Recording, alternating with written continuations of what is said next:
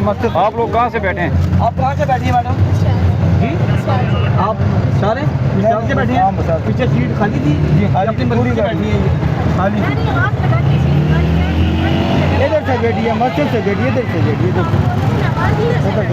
से बैठिए इधर ये खाली थी सीट हाँ ये खाली थी पूरी गाड़ी अपनी मर्जी से लेकिन देखिए आपका भी तो कुछ फर्ज बनते हैं ना, कुछ जिम्मेदारी रिस्पॉन्सिबिलिटी आपकी भी है।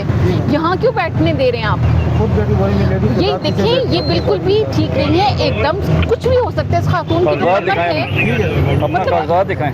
अगर अचानक से आप गाड़ी को ब्रेक लगाते हो तो इसको तो इंजरी हो सकती है, फिर वो किसके जिम्मे होगी? गेट खुल जाए तो गिर जाए तो इतनी वो खतरनाक जगह है ये। अपना आईडी कार्ड लाइसेंस दिखाएं। लाइसेंस और कागजात तो दिखाएं। आप लोग करते रहते हैं लेकिन बाज भी नहीं आते। अपना लाइसेंस दिखाएं, कर रहे हैं आपको रह देते हैं। आप जब बैठी थी ना आपको ये कमर की आपको इंजरी हो सकती अगले थी, पैरों में नहीं रखूँ आपकी बैक जो है वो हर्ट हो सकती थी, जख्मी हो सकती थी। नहीं है सीट तो वो गाड़ी में मत